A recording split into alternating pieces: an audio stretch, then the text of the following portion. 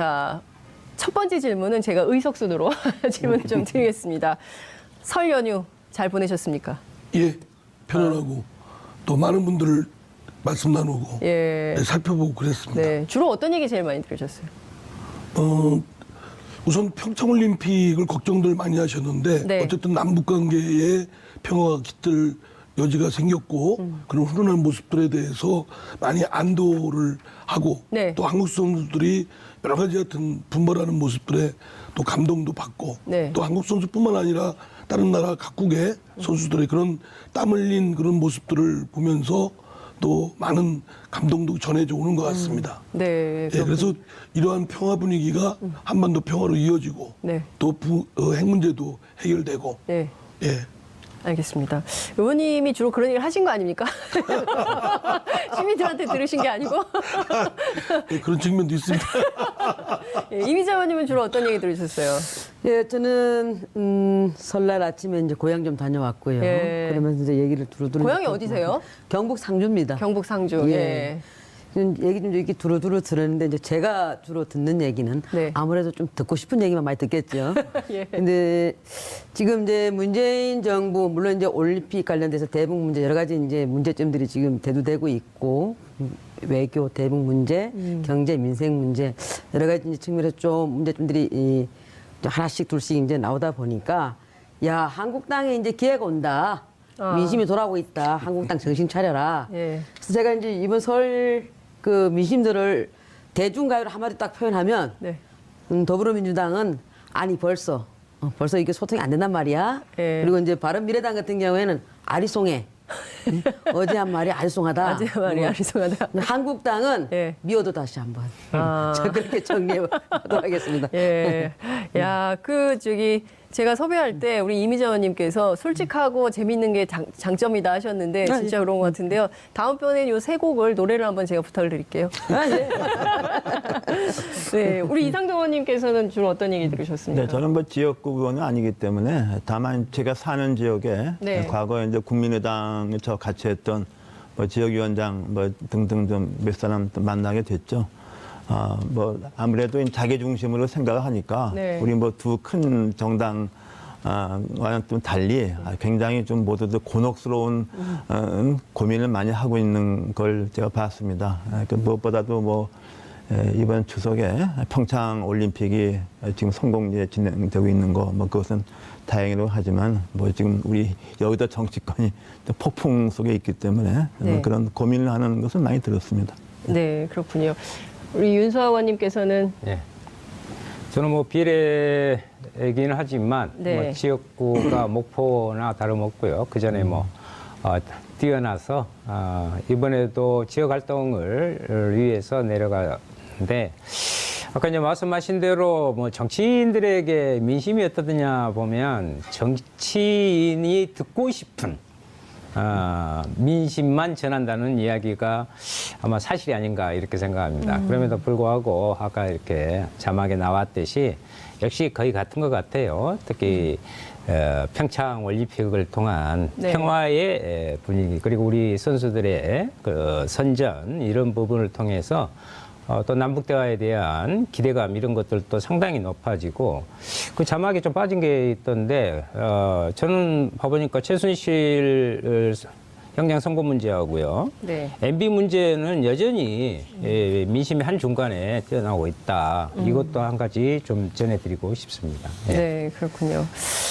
자, 그러니까 전반적으로 보면 남북 관계 그리고 뭐 경제 문제 이슈에 대해서는 대체로 비슷한 생각들을 가지신 것 같은데요. 여론조사를 보면 이제 국정 지지 조사를 이제 매주 하게 되는데 정례 조사로 문재인 정부에 대한 지지율이 여전히 70%대를 유지를 하고 있는데 이 조사에 대해서도 각 당이 해석하는 시각이 다 다르더라고요. 어느 분부터 하시겠습니까? 저부터 아무래도 바로 들이대시는군요. 예. 이제 문재인 정부가 집권 초기니까요. 네. 이것이 뭐 전적으로 문재인 대통령과 지금 정부 또는 여당인 더불어민주당에 대한 지지도다라고 생각은 안 합니다. 다만 문재인 대통령이 내고는 또 문재인 정부가 내고는 국정 방향, 주요 국정 방향은 소위 적폐청산을 통한 사회 정의를 바로 세우자 또는 평창 올림픽 등을 활용한 남북 관계의 호전, 그리고 한반도 평화, 또 경제의 방향성과 또 내용 등에 대해서 국민들이 절대적인 공감을 표시하고 있는 겁니다. 그리고 또 앞으로 그런 방향으로 잘해줄 것을 주문하고 있고 또 기대도 섞여 있는 것이고요. 그래서 저는 여기 이제 야당 의원님들 나오셨지만 야당에서는 그냥 문재인 정부를 그냥 물건 들어줘서 거꾸로 틀리면 반사적 이익을 얻을 것이라는 그것은 여론조사에서 그렇지 않다는 걸 방증하고 있기 때문에 이러한 국정 방향의 협조적 좀 모습으로 나오면 오히려 각 당의 지지도도 올라가지 않을까 네. 이런 생각입니다. 네. 저는 우선 좀 불만이 있는데요. 네. 70%가 넘는다는 그 네. 지지 관련돼 가지고 좀 제가 뭐 조사한 거에 의하면 이제 이거 리얼 밑에서 한 건데 지금 2월 2주차에 한 건데 지금 문재인 대통령 지지가 63.1%입니다. 지금 이제 과거에 비해서 좀 많이 빠지고 있고 앞으로도 저는 이거 좀 빠질 거라고 보는데 이게 최근 조사입니다. 예, 예. KSYK. 2월 2주차 이거는 이제 리얼 밑에서 조사한 예. 건데요. 물론 이제 빠졌으면 하는 소망인 것 같아요. 표지 오차가 이제 95%고 신뢰 수준이 플러스 마이너스 2.5%인데요. 네. 70%라는 것은 제가 봐도 지금 말이 안 되죠. 그래서 한 63.1%가 맞는 것 같고 지금 여기서 이제 더 빠질 것 같습니다, 앞으로. 그래서 물론 희망 사항이기도 하고요. 근데 지금 문재인 대통령이 집권하실 때 지지층들이 네. 대부분 이제 2030 세대들이 많이 지지를 해줬고, 그 다음에 이제 노동자들이 많이 지지를 했습니다. 근데 지금 이제 2030들이 점차 좀 이제 북핵 문제 관련해서도 사실은 그 우리 옛날 속담에 보면은, 곰이 제주 버리고 돈은 중국 사람이 가져간다는 말이 있듯이 네. 지금 우리 한국에서 강원도민들이랑 모든 분들이 저기 어렵게 하고 또 힘들게 강원도 평창에서 올림픽 준비를 하셨는데 네. 근데 보이는 건 북한밖에 보이지가 않는 거고 그럼에도 불구하고 북핵은 지금 우리가 머리 위에 이고 있습니다. 그런 과정 속에서 또 지금 그 정부가 대통령께서 또 당선되셨을 때 취임사에서는 기회는 평등하고 과정은 공정하고 결과는 정의로우라 했는데 이 공정에 대한 문제점들이 많이 좀 분노를 지금 자아내고 있습니다. 거기다가 일자리 정책들이 관련돼 가지고는 지금 공공 81만 개 일자리 부분이 사실은 다 해줄 것처럼 얘기해놓고 지금 기간제 교사라든가 이런 부분에서 4만 명이 지금 제외됐습니다. 그러니까 이건 기만 정책. 그다음에 이제 근로시간 단축 관련돼 갖고 50만 개 일자리를 만들겠다라고 했는데 50만 개가 어떻게 나온 숫자인지도 잘 모르고 있어요. 지금 정부도. 그런데다 여야 3당 간사간에 합의한 내용도 이거 완전히 여당에서 무시하고 있다 보니까 이건 오락가락 일자리 정책. 그다음에 이제 신성장이라든가 4차 산업혁명을 통해 가지고 1년에 13만 개씩 해가지고 5년 안에 70만 개 일자리를 만들겠다라고 하는데 이 플렉시 아워를 갖고도 지금 여당하고 네. 정부하고 좀 안 맞아요, 이 부분이. 이거 엇박자 정책. 이러다 보니까 노동자들도 민심이 지금 떠나고 있고 그래서 결과적으로는 지방선거에 와서 좀 견제하는 그런 투표로 이어져서 한국당이 또 그 상상 외의 어떤 성과를 거두지 않을까 이런 생각을 해봅니다. 사실 뭐 63%나 72%나 뭐 크게 보면은 좀 큰 차이는 없다고 봅니다. 예. 크죠. 예, 그래도 뭐 더 크게 보기엔 저는 더 중요한 문제는 지금 문재인 대통령이 이 높은 지지도가 사실상 그 야권 이른바 야당의 어떤 현상을 보여주는 거죠. 우리 과거 보면은 야당의 이른바 지도자 말하자면 차기 권력이 될 수 있는 미래 권력의 가능성이 있는 지도자가 지금은 없는 상태가 지금 유지가 되고 있기 때문에 저는 그래서 문재인 대통령이 정부가 잘해서 높다기보다는 이런 형국이 저는 상당히 오래 가리라고 봅니다. 그래서 또 하나는 뭐 집권 초기보다는 부정평가가 많이 늘었는데 그것은 뭐 부정평가가 늘었다기보다 초기에는 부정평가를 답할 사람들이 아예 응답을 안 했다가 지금 와서는 이제 좀 부정평가로 응답을 하는 이런 측면도 있습니다. 그러나 저러나 저는 뭐 어차피 대통령제가 한번 들어서면 5년 가는 거기 때문에 좀 이런 여러 가지 상황을 좀 잘 감안해서 대통령과 집권 세력이 민심을 살피는 이런 정책을 좀 폈으면 합니다. 예, 뭐 여론조사 기관마다의 프로테지를 놓고 굳이 일희일비할 문제는 결코 아닌 것 같아요. 전체적으로 보면 문재인 대통령에 대한 지지도가 낙차의 이 폭이 그렇게 크지 않은 것 같습니다. 그래서 일정 정도의 그 지지세는 계속 유지하는 것으로 이렇게 보고요. 근데 거기서 좀 특기할 만한 것이 아까 이제 이미자 의원님께서도 말씀하셨는데 거기에 대비해 보면 딱 이 시점에 MB 정권 박근혜 대통령 이때는 24% 50대 후반이었다는 것도 한번 곁들여서 말씀드리고 싶고 여기서 중요한 항목이 하나가 MB에 대한 구속 찬성률이 74.7%가 됐다는 거예요. 그래서 저는 이 부분에 대해서는 정치개혁을 계속해야 된다라는 요구가 여전히 있고요. 또 하나는 정상회담 찬성률 같은 77%가 찬성률을 보였거든요. 이것은 남북 대화를 이 분위기를 계속 이어가라는 대단히 그 민심이 정확히 좀 반영되고 있다라는 점을 좀 우리 주의 깊게 볼 필요가 있고 여기에 따른 저는 정부 여당의 책임성도 있다고 봅니다. 그래서 정치개혁과 남북 대화에 대한 보다 책임 있는 그런 것들을 지금 요구하고 있는 것도 동시에 살펴야 된다 이렇게 봅니다. 네, 지금 그 좌우 두 분씩 앉아 계시는데요. 약간 좀 분위기를 업하고 여기도 굉장히 진지하게 정책을 말씀해 주시는 것 같아서 평소답지 않으세요. 이상동 의원님하고 윤수아 의원님께서 좀 더 이상동 띄우셔도 의원님께서 계셔서 제가 그래요. 좀 더 띄우셔도 될 것 같다는 말씀을 제가 좀 드리면서 6.13 지방선거가 이제 한 넉 달 앞으로 다가왔는데요. 투표에 참여하겠다는 의견이 상당히 높습니다. 90%가 넘어요. 94.3%가 투표하겠다. 이런 적이 없었던 것 같은데요. 자, 이번에는 어느 분부터 하시겠습니까? 투표 참여가 윤수아 의원님이. 예, 분위기를 좀 바꿔봅시다. 네. 94% 이상의 투표를 하겠다는 것은 네. 원래 이제 실투표율보단 그간에 보면 더 실투표율은 낮지만 보통 이 정도 뭐 많이 나오면 80% 정도 투표 의향을 나타내는데 94%. 그 중에서도 한번 유심히 살펴보니까 20대 투표율이 94% 투표하겠다라는 네. 부분들은 역시 그 촛불 그 시민혁명의 하나의 한가운데 있었던 그 청년들이 아직 정권 교체는 됐지만 정치 교체가 제대로 됐느냐 지금 현 정치 현실을 보면 거기에 대한 요구 그래서 직접 참여로서의 이 정치를 바꿔 가야겠다라는 요구 그다음에 또 하나는 민생에 있어서도 젊은 층의 특히 청년들의 일자리 문제라든가 이런 것들이 반영된 적극적인 참여 의사의 결과가 아닌가 이렇게 생각합니다. 네, 그러니까 촛불혁명이 아직까지도 지방선거까지도 영향을 미치는 것 같다 이런 말씀 주셨고요. 이상동 의원님 바로 이어서 계속 네. 띄워주시죠. 아마도 이미자 의원께서는 네. 이렇게 높은 참여 열기가 뭐 정부에 대한 뭐 심판 열기다 이렇게 말씀하실 것 같은데 사실상 이 여론조사 이런 거 가지고서 이 아전인수로 이렇게 얘기하는 것도 뭐 좀 우습죠. 하나 여하튼 간에 이 지방선거는 전통적으로 좀 투표율이 낮았는데 그렇죠. 일단에 이렇게 투표를 많이 하겠다는 것은 좋은 현상입니다.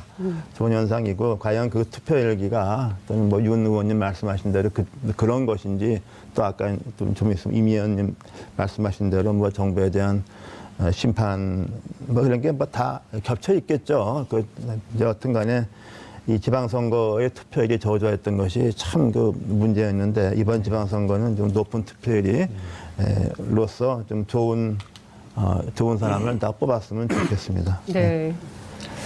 예, 지금 투표를 하시겠다고 답변하신 분들이 94.3%라고 하는데 정말 이걸 투표를 안 했으면 하는 마음이 아니 그게 아니고 지금은 과거하고 달라서 과거에는 투표를 적게 할수록 보수가 유리하고 투표를 많이 할수록 진보가 유리하고 지금은 그런 것 같지도 않습니다. 꼭 그런 것 같지도 않고 지금 어쨌든 간에 이제 여당은 어떤 형태로 간에 심판을 받는 겁니다. 1년이기 때문에 심판을 받는 게 될 테고 또 야당도 여기서 열심히 잘하지 않으면은 꼭 이렇게 뭐 야당 한국당이라서 지지해 주는 건 아니거든요. 또 바른 미래당도 있고 다른 당들이 있기 때문에 그래서 이제 정말 93.4% 정도의 우리 국민들이 그렇게 열망을 갖고 있다는 것 아마도 이제 개헌 문제도 있을 수 있고요. 여러 가지 이제 문제점들이 이제 있으니까 이제 하겠다라고 하는데 뭐 어쨌든 94.3%가 투표하시겠다는 얘기는 어쨌든 심판하겠다는 얘기를 저는 받아들입니다. 네. 현 정부에 대한 심판도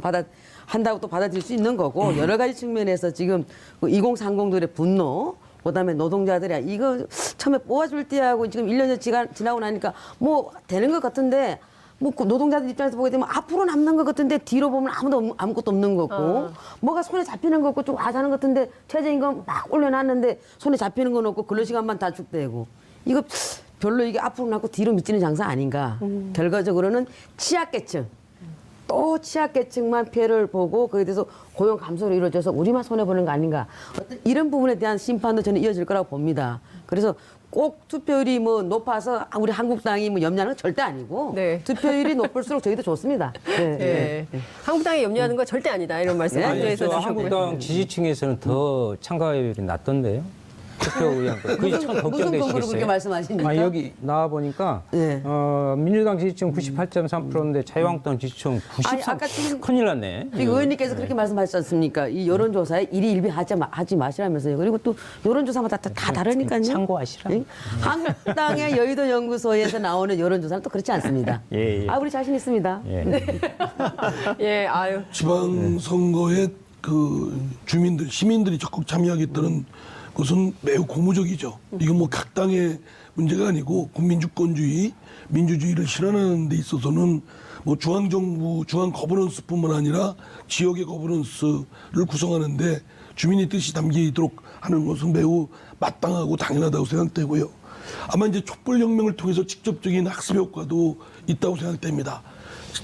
직접 참여해서 목소리를 높이고 주장하고 행동에 옮기니까 그 막강하던 권력도 무너질 수 있다라는 국민주권에 대한 의식이 일깨움이 있었고 저는 이번 기회에 중앙정부 또는 중앙 거버넌스의 적폐뿐만 아니라 지역정부의 거버넌스는 평패가 이루말할 수 없습니다. 네. 이것 또한 시민들이 힘으로 이번 지방선거에서 지역 거버넌스의 개혁 이런 것들을 이뤄낼 수 있는 좋은 기회로 활용을 해야 된다고 생각합니다. 네. 그래서 저는 뭐 각 당에서 어느 당이 지방선거에 이기느냐가 초미의 관심사이기도 하지만 이번 기회에 끈끈하게 아주 묶어 있고 고착화되어 있는 지역의 그 고착화된 적폐들을 일소할 수 있는 기회로 활용해야 되겠다라고 생각합니다. 또 분권의 본래 의미는 자치분권 아니겠습니까? 네. 주민이 스스로 자신들의 삶과 우리들의 공동체의 운명을 결정짓는 이런 주민자치주의의 이념이 그대로 삼투되고 구현될 수 있도록 해야 되겠다 네. 생각합니다. 알겠습니다. 굉장히 막 준비를 많이 해오신 것 같아요. 지방분권에 대해서.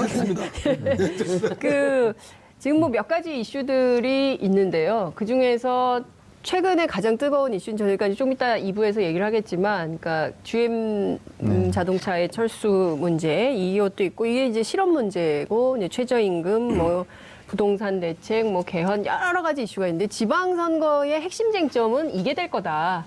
예. 그리고 또 하나 제가 여쭙고 싶은 것은 지방선거에서 이렇게 선거하면 항상 이렇게 영호남이 갈리는데 이번 선거는 어떻게 될까? 이것도 중요한 관전 포인트 중에 하나입니다. 이번 선거가 이제 과거와 같은 이런 고식적인 네. 것이 좀 다른 결과가 나오겠죠. 특히 광역자치단체장은 아무래도 뭐 거대 정당이 유리하다고 봐야죠. 소선거가 한 명 뽑는 거기 때문에. 그러나 이제 기초단체장, 특히 네. 이제 광역 의원의 뭐 비례대표도 있지 않습니까? 네. 그다음에 이제 그 기초 의원 같은 경우에 이제 선거구제가 뭐 3명인데도 있고 한 경우에 아마도 양당 이외에 다른 정당 후보들이 아마 기초 의회에는 상당히 이번에 많이 진출을 하지 않겠는가 저는 생각하고 있습니다. 네, 네. 그런 것이 좀 말하자면 아까 말씀하신 대로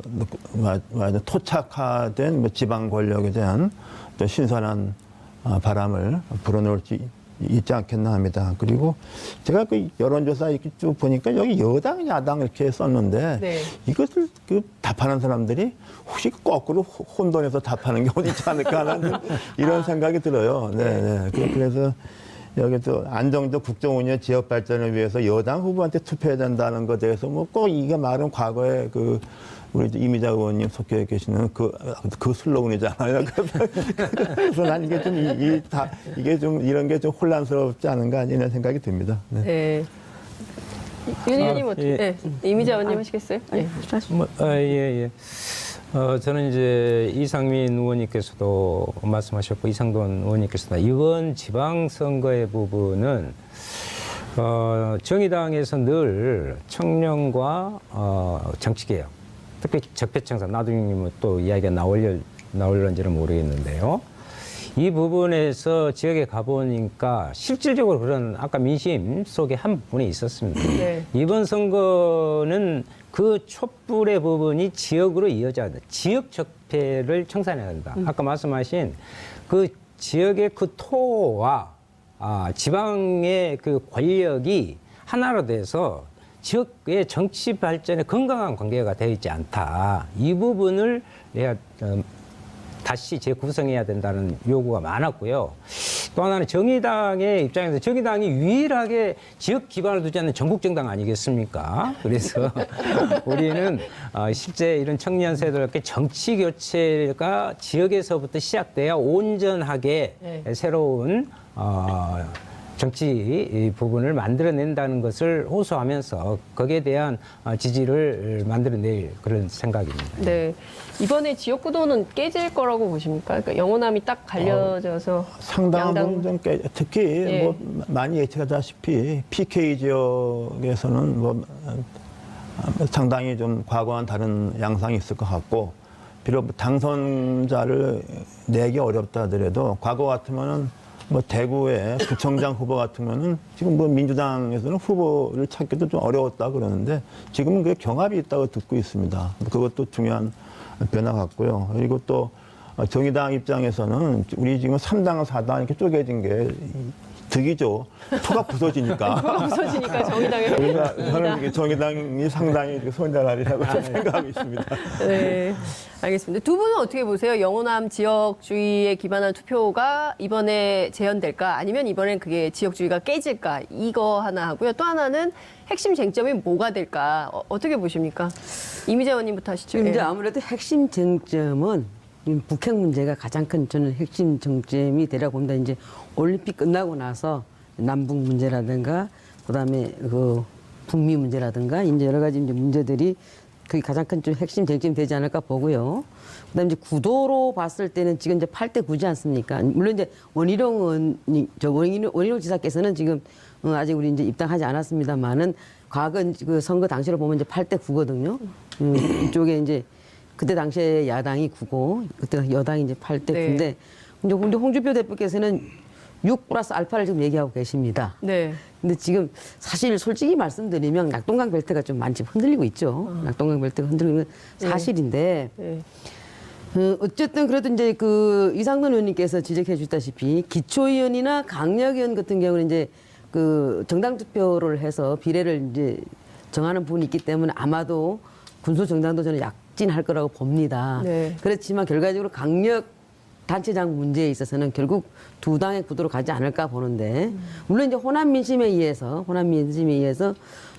민주평화당이 이제 어떻게 이제 약진할 것인가 이제 그거는 이제 변론을 보더라도 결과적으로는 거대 그 여야 더불어민주당하고 양당구도, 예. 자유한국당 체제로 갈 거다. 여기서 이제 우리 당도 반성해야 될 점들이 많이 있죠. 이제 그런 부분들을 좀 반성해 나가면서 간다라고 한다면 6 플러스 알파는 될 수 있다.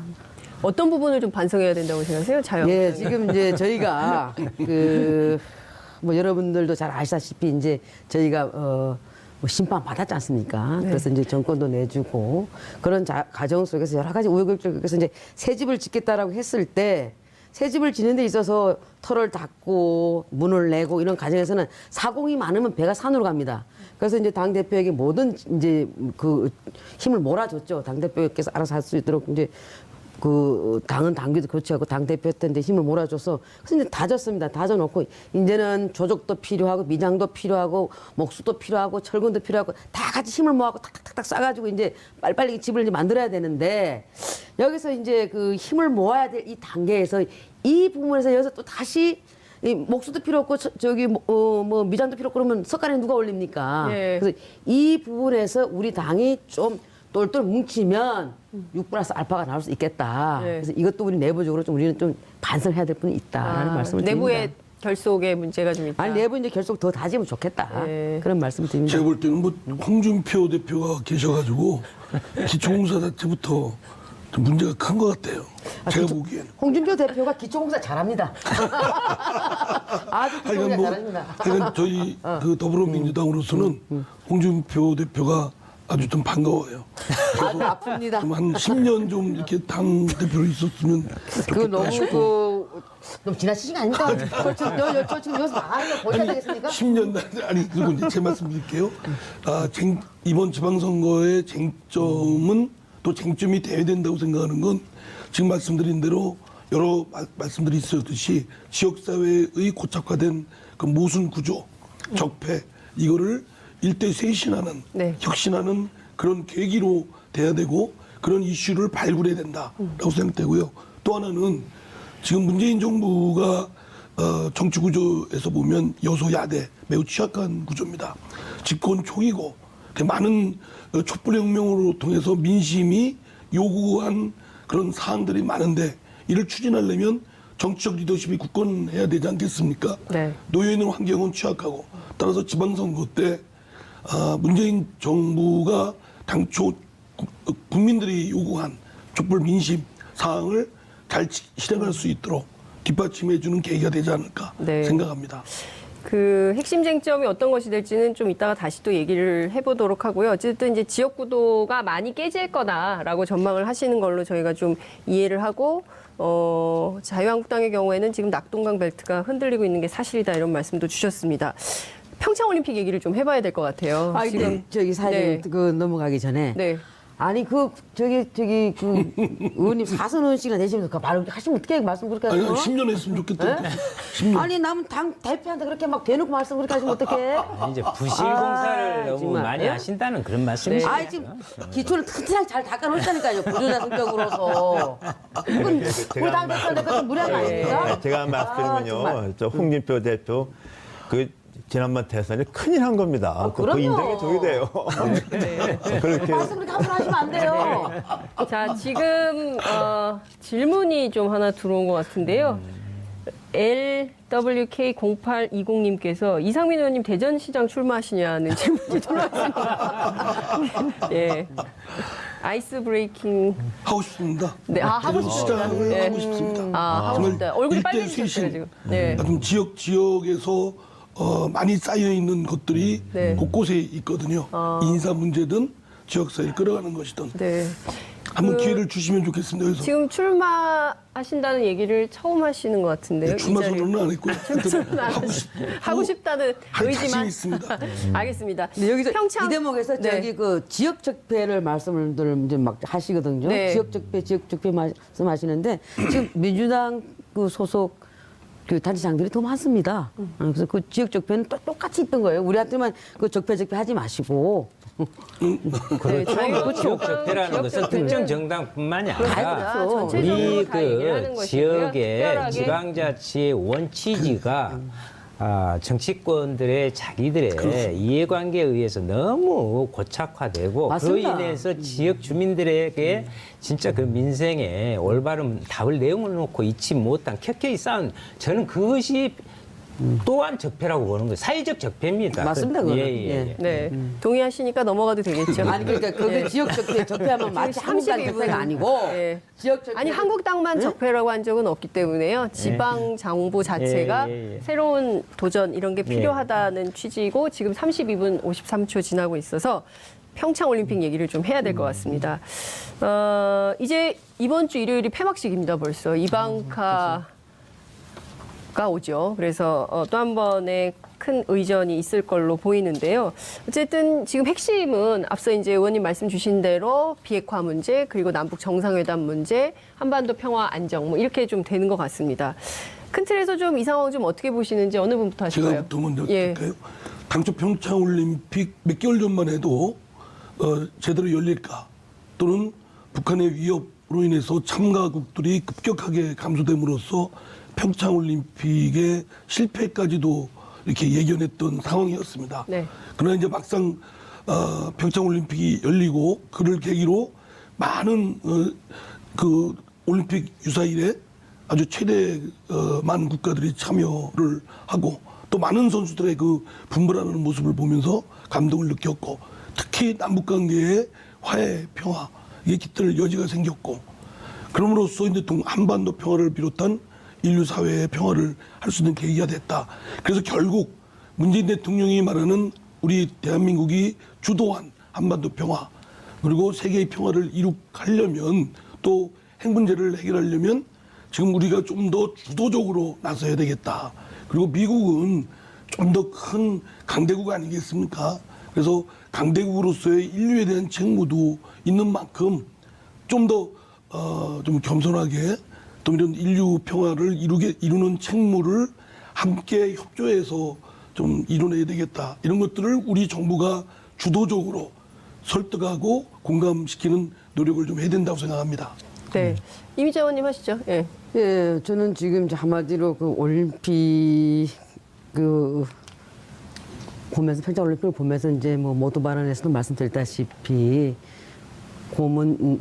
제주는 곰이 부리고 중국 사람이 돈을 가져간다라는 그 속담처럼 우리 온 국민이 열망하는 그 평창올림픽이 그 김여정과 현송월이 내려옴으로 인해 가지고 북한만 남아 있는 그런 올림픽이 아니었나. 그래서 결과적으로 우리가 얻은 건 뭔가. 그다음에 이제 이 평창올림픽이 끝나고 나면은 북한과 미국 사이에서 대한민국이 지금 끼어 있습니다. 끼어 있는 속에서 지금 우리가 뭐 미국이 어떤 그런 좋은 이웃이다, 나쁜 이웃이다 이렇게 할 것이 아니고 다 각자 자국의 이익이 있다 보니까 그 속에서 우리가 어떤 스탠스를 취해야 될까 된 많은 문제들이 있죠 지금. 그다음 지금 그 북한은 뭘 했습니까? 8일 날 건국절 열병식을 땡기서 했지 않습니까? 그죠? 땡겨서 한 건 아니고요. 매년 하던 거죠. 아니, 매년 하던 건데 네. 날짜를 좀 땡겨서 했지 않습니까? 4월 달에 하는 것을. 변경이 된 거죠. 그렇죠. 변경이 그 전에하고 아니, 올해만 좋게 한 얘기하면 건 변경이고 네. 저는 땡겨서 했다 이렇게 생각합니다. 이제 그래서 이제 각자 생각하는 게 다르니까 네. 그렇죠? 그런데 거기 보면은 그 신형 300mm 방사포라든가 230mm 방사포, 그다음에 또 그 신형 단거리 전술 탄도 미사일을 이렇게 딱 과시했지 않습니까? 거기 어디를 겨누고 있습니까? 대한민국을 겨누고 있습니다. 우리를 겨누고 있습니다. 그러면서 김여정이 또 누굽니까? 선동 부부장 아닙니까? 그 체제 선전하는 쪽에서는 척수장 아니겠습니까? 그래서 이제 북한이 화전 양면 전략을 지금 피고 있지 않습니까? 이 속에서 우리 문재인 대통령께서 좀 말려들지 말아야 된다.